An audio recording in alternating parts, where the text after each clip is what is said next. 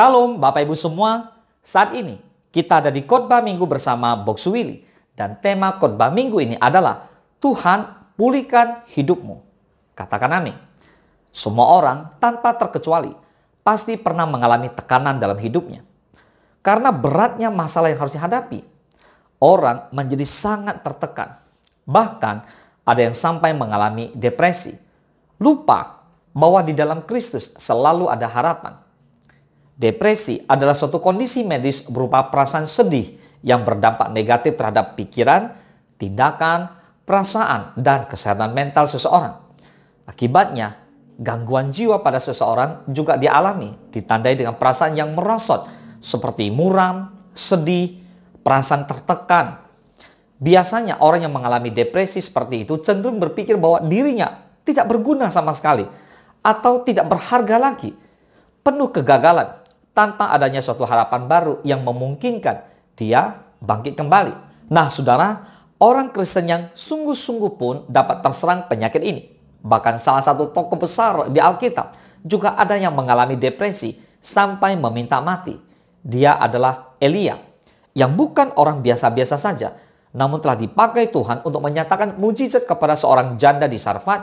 Bahkan ia juga mampu mengalahkan nabi-nabi Baal yang berjumlah 450 orang, luar biasa. Namun ketika mendengar ancaman dari Isabel, perempuan yang hendak membunuhnya, Elia mengalami ketakutan yang luar biasa. Dan akhirnya dia pergi menyelamatkan nyawanya. Nah pada saat itulah Elia benar-benar mengalami kelelahan fisik dan mental yang begitu luar biasa, yang membuatnya merasa tak berguna lagi untuk hidup. Ia begitu putus asa. Lalu Tuhan memperhatikan dan mengerti benar apa yang Elia alami dan rasakan. Karena itu ia membuat hambanya itu beristirahat.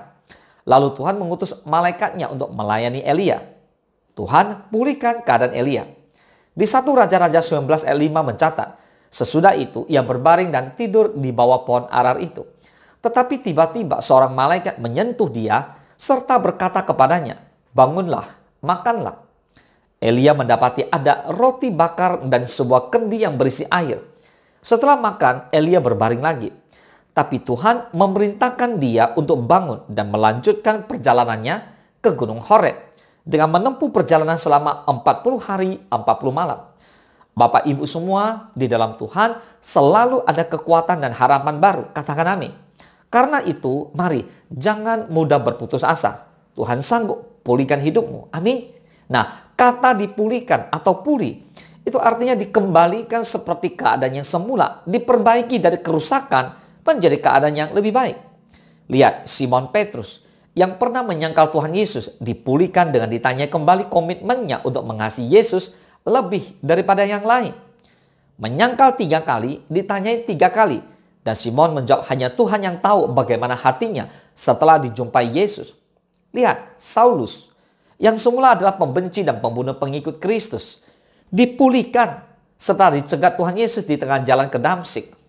Saulus sempat jatuh dari kudanya dan menjadi buta selama 3 hari. Saulus yang kemudian bernama Paulus, dia dipakai Tuhan menjadi pemberita Injil yang begitu luar biasa, yang menjangkau jiwa-jiwa di luar orang-orang Yahudi.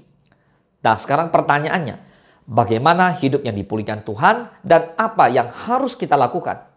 Yang pertama, Tuhan memulihkan setiap orang dengan kasih-Nya.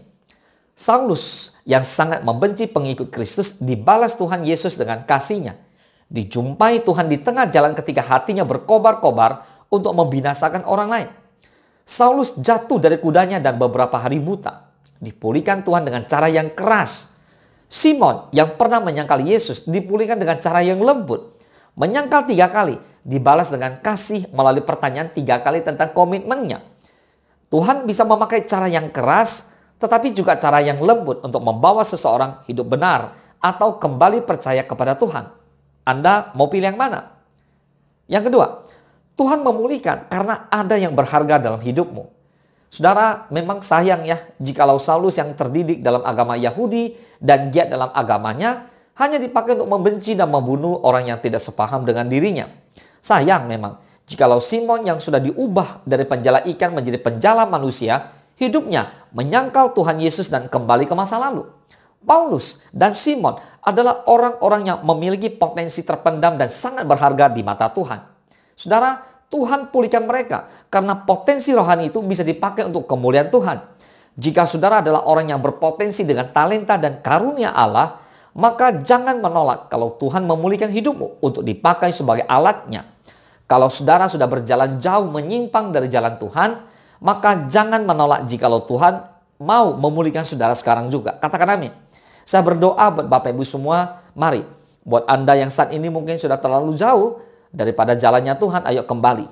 Saudara yang mungkin saat ini sedang down, sedang mengalami tekanan yang begitu berat, ayo kembali.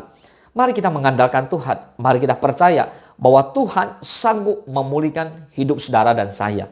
Mari kita bersatu dalam doa. Bapa di dalam surga, terima kasih Tuhan Yesus. Kami bersyukur buat firman-Mu hari ini. Mari Tuhan pulihkan setiap kami yang saat ini mengikuti khotbah minggu secara online ini. Bapa, pulihkan kami. Biarlah Tuhan hidup kami dipulihkan. Seperti Tuhan pulihkan Simon Petrus. Seperti Tuhan pulihkan Paulus. Seperti Tuhan pulihkan Elia. Kami percaya Tuhan sanggup memulihkan setiap kami. Kami berdoa di dalam nama Yesus. Kami mau bangkit di tahun 2025 untuk sungguh-sungguh Tuhan Engkau pakai untuk menjadi berkat ya Tuhan. Untuk menjadi garam dan terang. Untuk menjadi kesaksian Tuhan. Sehingga banyak jiwa-jiwa boleh datang kepada Yesus lewat kesaksian, lewat kehidupan kami. Terima kasih Tuhan. Terpujilah nama Tuhan. Hanya di dalam nama Tuhan Yesus Kristus. Kami berdoa dan kami mengucap syukur. Haleluya. Mari Bapak Ibu semua yang diberkati oleh firman Tuhan, bersama-sama kita katakan amin. Selamat hari Minggu. Tuhan Yesus memberkati.